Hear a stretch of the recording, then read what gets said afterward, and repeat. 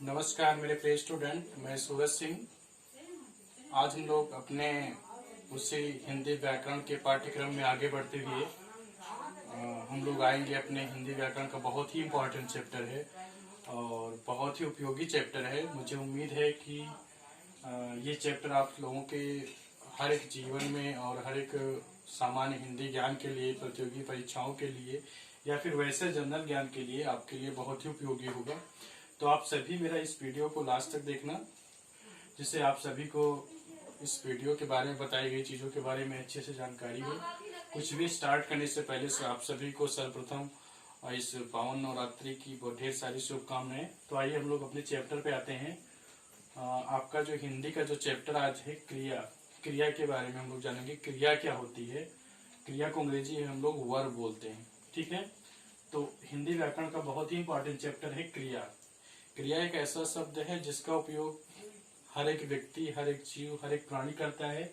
तो उसी के बारे में हम लोग जानेंगे क्रिया क्या होती है। तो क्रिया जो होता है वो हिंदी ग्रामर का बहुत ही इंपॉर्टेंट चैप्टर है। तो क्रिया की परिभाषा में हम लोग सबसे पहले लिखेंगे कि जिस शब्द से, यानी जिस शब्द से, क्रिया की परिभाषा जिस शब्द से किसी कार्य के करने या होने का बोध होता है। यानी क्रिया से अभिप्राय क्या है? जिस शब्द से किसी कार्य के करने या होने का बोध होता है उससे हम क्रिया कहते हैं। एक बार फिर से ध्यान सुनिए। जिस शब्द से, यानी जिस शब्द से किसी भी कार्य के करने का या फिर होने का बोध होता है उससे हम क्रिया कहते हैं। उदाहरण के लिए जैसे हमने पहला वाक्य लिखा, बादल बरस रहे हैं। एक वाक्य है बादल बरस रहे हैं। तो यहाँ पे देखिए कौन सी क्रिया हो रही है? बरसने की क्रिया हो रही है। तो इसलिए ये बरस रहे हैं, ये शब्द क्या हो गया? क्रिया हो गया। उसके बाद दूसरा वाक्य है सीता गीत गा रही है। तो यहाँ पे कौन सा कार्य हो रहा है? गाने का कार्य हो रहा है, इसलिए ये हो गई क्रिया। तो इस तरह से क्रिया क्या होती है? जो किसी कार्य के करने या होने का बोध होता है। क्रिया के बारे में कुछ इंपॉर्टेंट चीजें हैं, जैसे क्रिया क्या होता है? वाक्य में क्रिया सबसे महत्वपूर्ण होती है, यानी बिना क्रिया के कोई भी कार्य संभव नहीं है, कोई भी कार्य हो नहीं सकता। इसलिए वाक्य में क्रिया जो होती है वो सबसे महत्वपूर्ण होती है। क्रिया के बिना किसी भी वाक्य का निर्माण होना संभव नहीं है, क्योंकि क्रिया के अभाव में कोई वाक्य बनेगा नहीं, उसका कोई सार्थक अर्थ निकलेगा नहीं। इसलिए क्रिया के बिना कोई वाक्य बन भी नहीं सकता। अगर वाक्य नहीं बनेगा तो भाषा नहीं बनेगी, भाषा नहीं बनेगा तो विचारों का आदान प्रदान नहीं होगा। इस तरह से अगर हम देख रहे हैं कि दैनिक व्यवहार के सारी चीजों का केंद्र बिंदु जो है वो क्रिया है। तो ये हो गई क्रिया की परिभाषा। अब इसके बाद हम जानेंगे क्रिया के प्रकार के बारे में। ये जो क्रिया होती है कितने प्रकार की होती है उसके बारे में हम जानेंगे।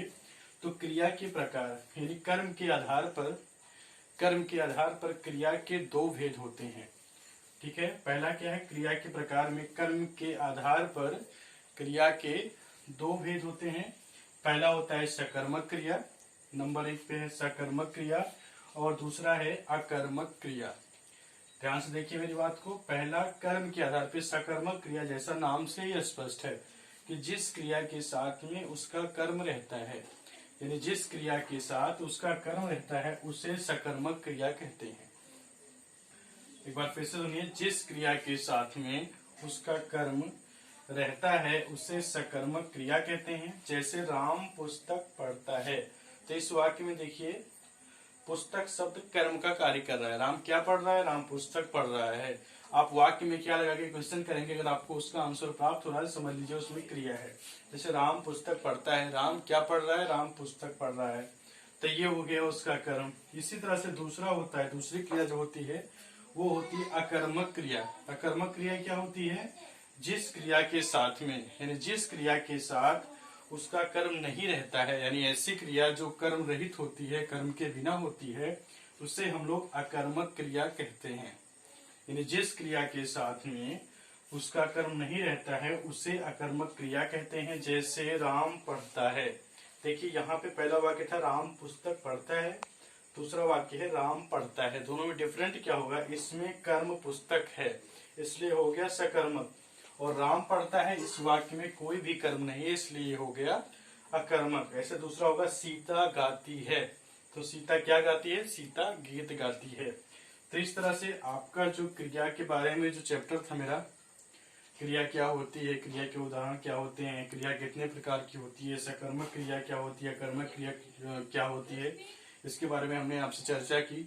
और मुझे उम्मीद है कि आप सभी को ये समझ में भी आ गया होगा। क्रिया बहुत ही आसान है, बस ध्यान से इसको समझने की, देखने की जरूरत है। तो इस तरह से क्रिया, क्रिया की परिभाषा, क्रिया के प्रकार और सकर्मक क्रिया, कर्मक क्रिया, इसके बारे में हमने चर्चा की। और मुझे लग रहा है कि आप सभी को ये समझ में भी आ गया होगा। तो अंत में आप सभी से मेरा रिक्वेस्ट है कि अगर आप सभी को ये वीडियो अच्छा लगा है तो प्लीज मेरे वीडियो को लाइक करें, शेयर करें, सब्सक्राइब करें, जिससे मैं आपके लिए और अच्छा से अच्छा वीडियो भेज सकूं और हिंदी भाषा के ज्ञान को देश के कोने कोने में पहुंचा सकूं और हिंदी के प्रचार प्रसार में अपना योगदान दे सकूं। धन्यवाद।